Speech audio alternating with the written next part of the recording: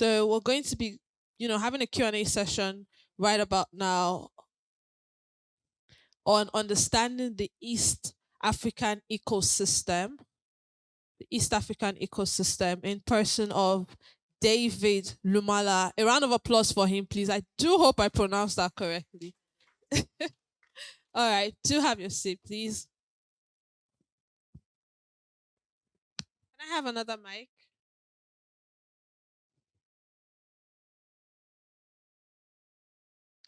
All right. Good afternoon, everyone.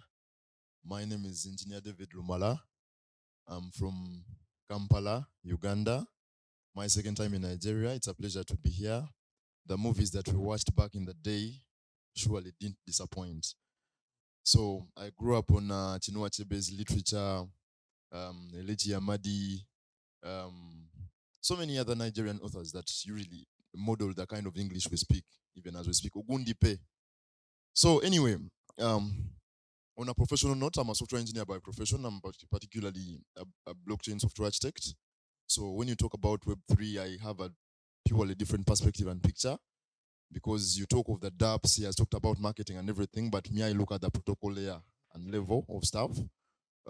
Things about consensus, node structure, infrastructure, you know, that is my line of work. The other pieces you import if you are building that. So that is my line of work majorly.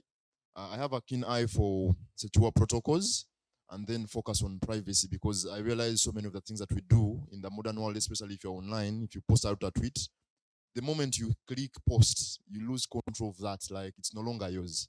So I'm so much of that privacy focused person and a keen eye on secure protocols, having a keen eye on secure protocols. Thank you for having me in Nigeria. Thank you so much. Thank you. So we're looking at, understanding the East African ecosystem. And personally, I've seen like Web3 in Kenya and Uganda. It's the community there. I think it's the only other really large community that I know of in Africa. I'll say that I know of because like probably a lot more. So the question I have with me right here says, how does the ecosystem, what's the current state of the Web3 ecosystem or the Web3 community in East Africa? All right. So East Africa is really broad. If you've been keen, we began as three member states. You remember it used to be Uganda, Tanzania, and Kenya. Now we've added Burundi, Rwanda, South Sudan, even the DRC, and I think Ethiopia. The work is in the pipe. So I'm talking about a population. You people have 220 when I checked population in Nigeria. So I'm talking about a gross total of 350 million people when I talk about East Africa. So if you've been keen, many companies are pivoting to having their investments at least a piece of Nairobi as a town, as a capital in Kenya. You notice?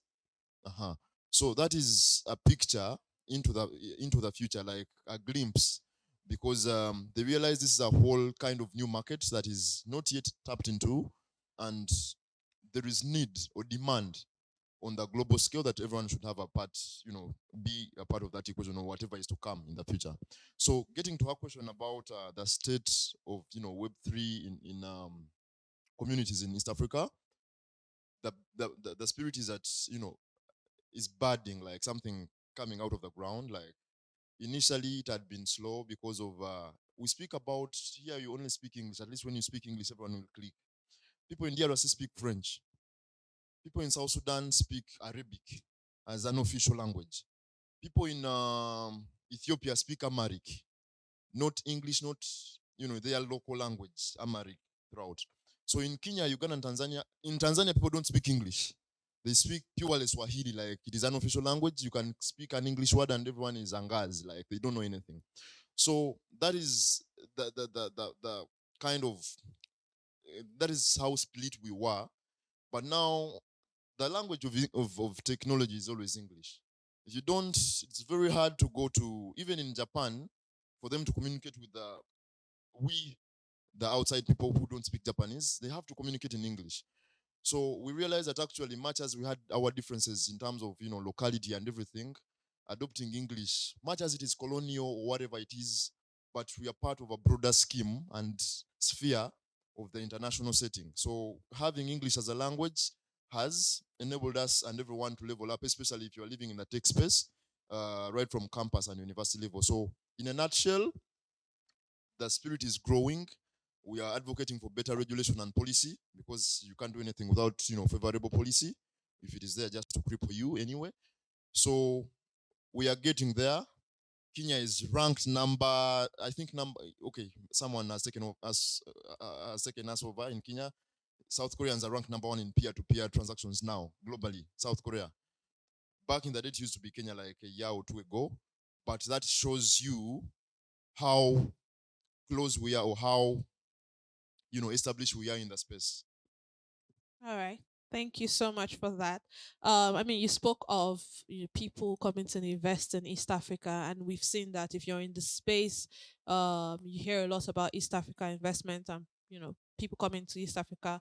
So the question now is, what is the most prominent use case, and how is it being utilized? I would say, for example, in Nigeria, a lot of our solutions are in like the financial industry. We have a lot of solutions in finance, what other space, but like a lot of it is in finance and onboarding. In East Africa, what would you say is the most prominent, use case or utilization of blockchain technology? All right. So just like it is a standard across the globe, everything relating to blockchain first has a root in finance in some way or the other, a token or a coin or remittance or anything. So I would very much say still finance ranks number one in East Africa because we've been having many encumbrances and challenges in terms of getting money into our borders. I always read stories in Nigeria where you have unofficial US to Naira rates, a black market rate, and then the official black market rate. Like, I wonder what usually happens or why should the case be like that? But similarly, on the other side of the east coast of Africa, mm, we have similar challenges because I feel we must reserve a right to privacy. Like I told you, I'm a privacy advocate, and therefore, no sniffing, no unnecessary overreach would be welcome in someone's finances. So that's why we are opting for, or mostly blockchains are opted for, to do transactions that would otherwise cause alarms in banks and official institutions. So that is the number one case. The other thing that is upcoming, I don't know if the case is the same here as well, but there's so much of pivoting towards green culture. You talk about climate change and everything. So everything is they're trying to do nature facing projects. So we are trying to, in as much, and East Africa is green. I've seen some northern parts of Nigeria, desert, on the map, and East Africa is green.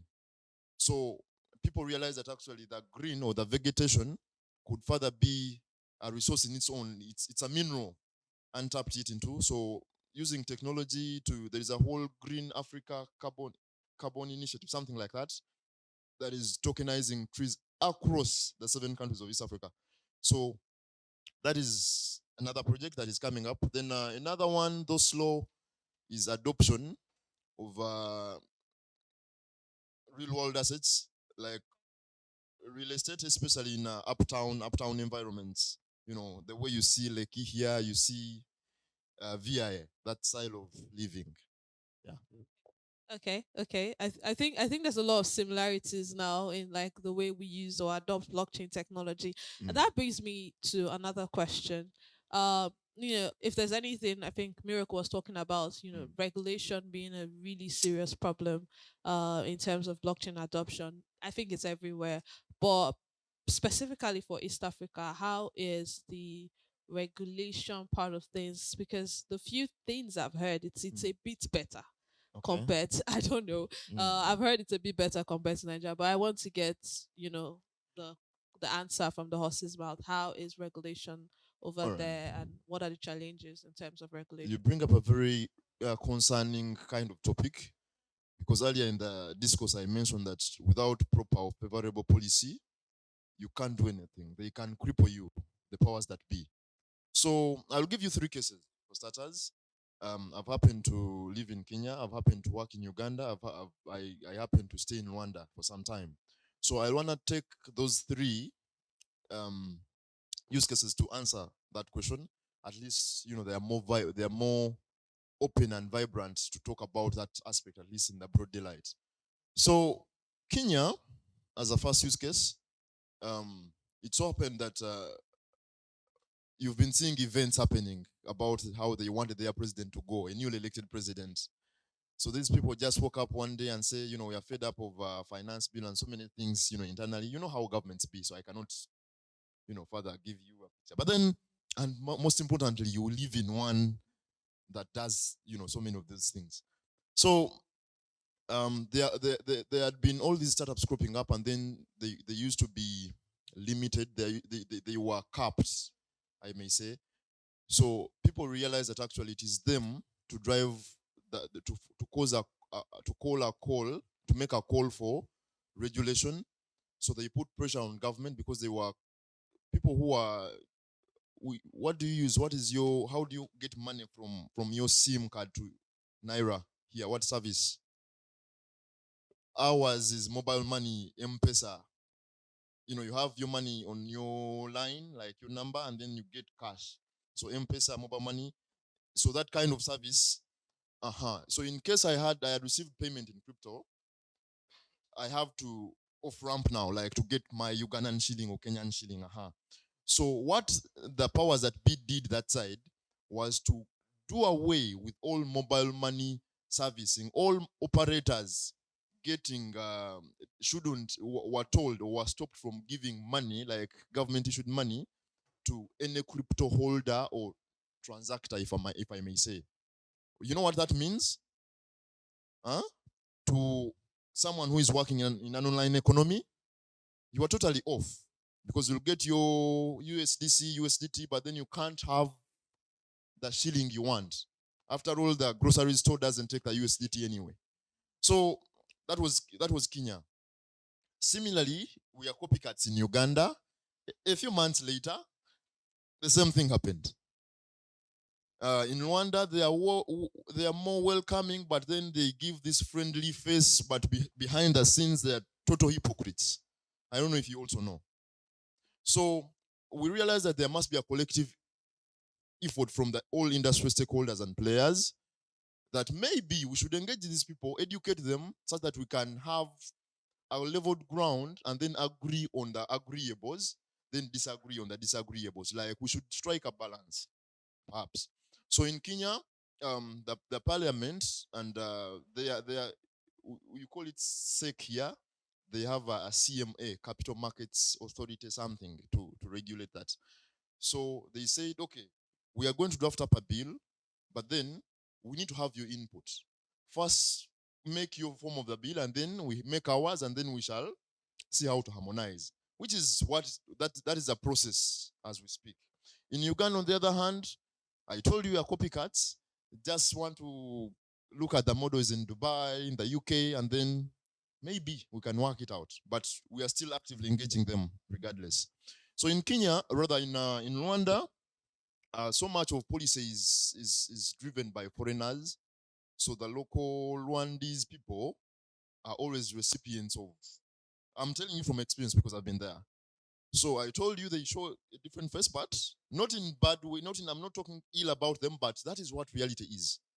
So relatively, I would say we are better off than Nigeria because when I look at the policy here and cases of people arrested because they came to give clarity and then one disappears, you know that story. Right. All right. Thank you so much. I mean, when it Mm. comes to regulation, that's a whole topic on its own.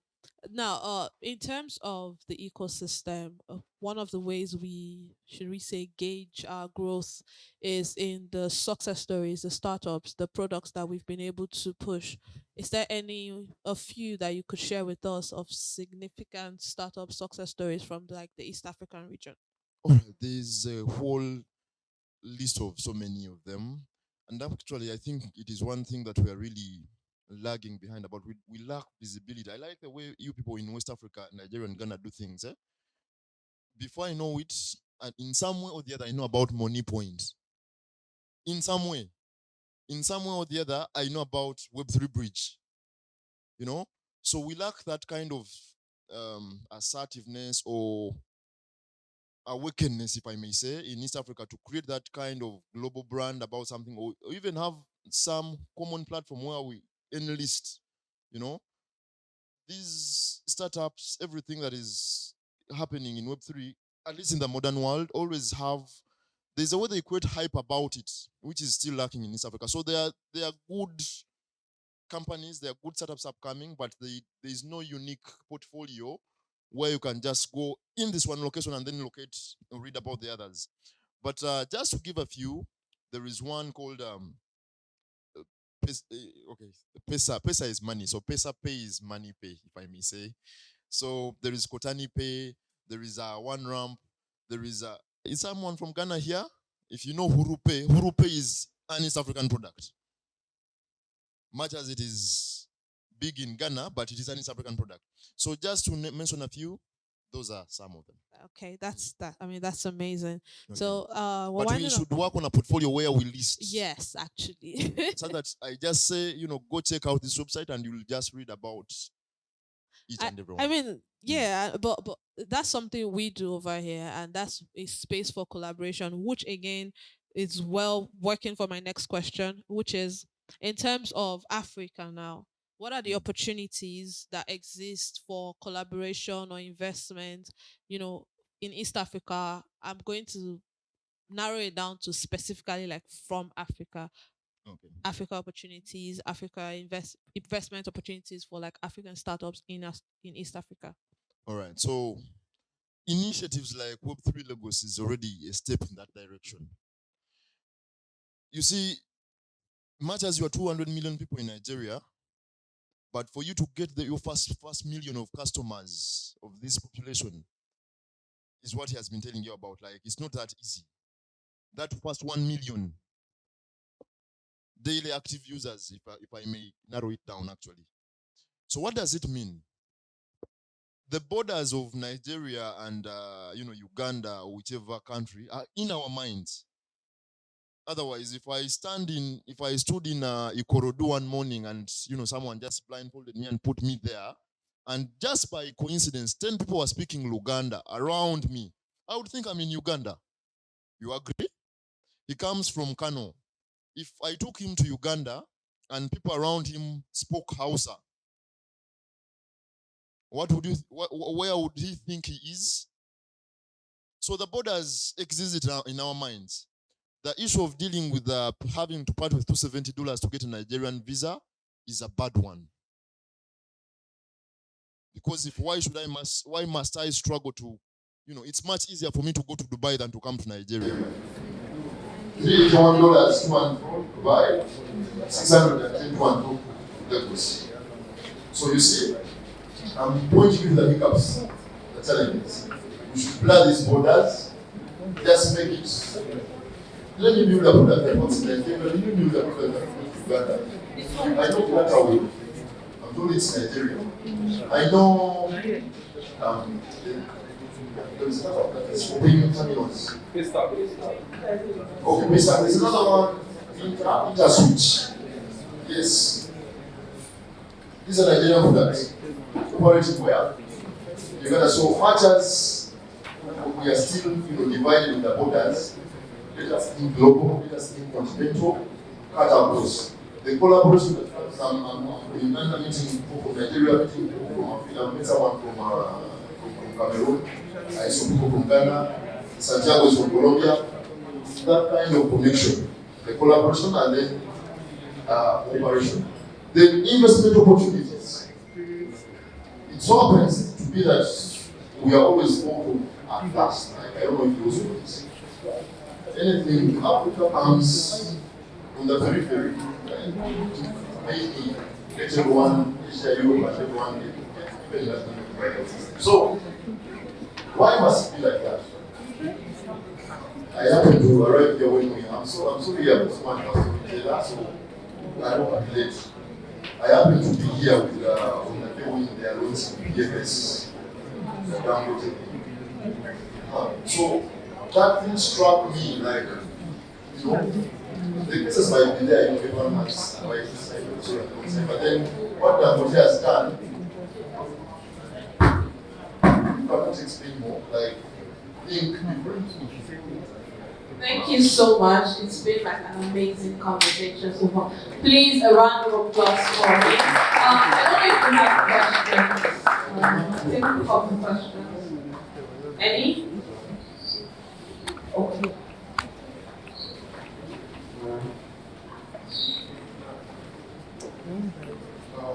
I don't know if you're familiar with podcast. Yes.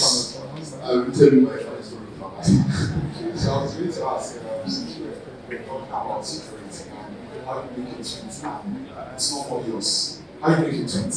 How you make a tweet? Yeah, and you lose any control over it. So how do you imagine just like how others making a product or also how what other uses or applications of the machine?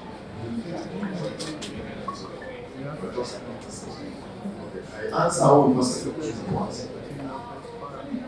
I answer. So, funny enough, I don't have a bank account in the state. Why? My local bank refused to connect.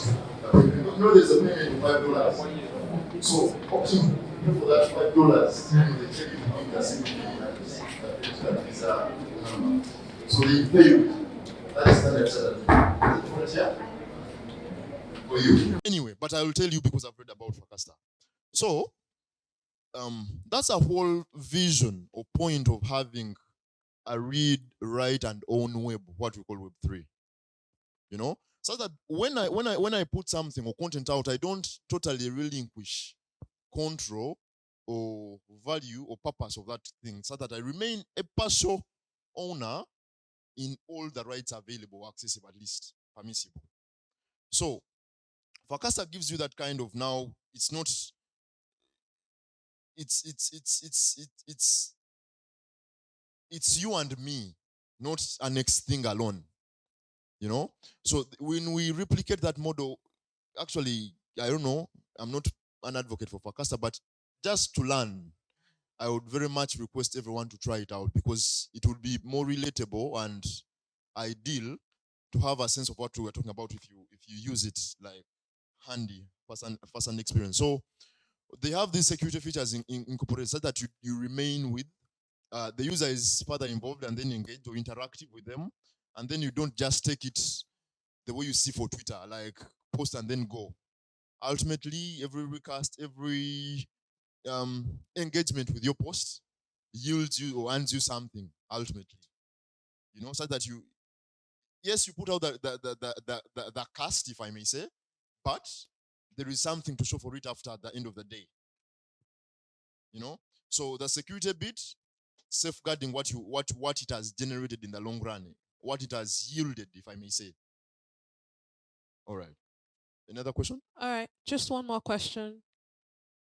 Anyone? Okay. All right. I assume we don't have a question. Please, a round of applause. Thank you so much. This was like amazing.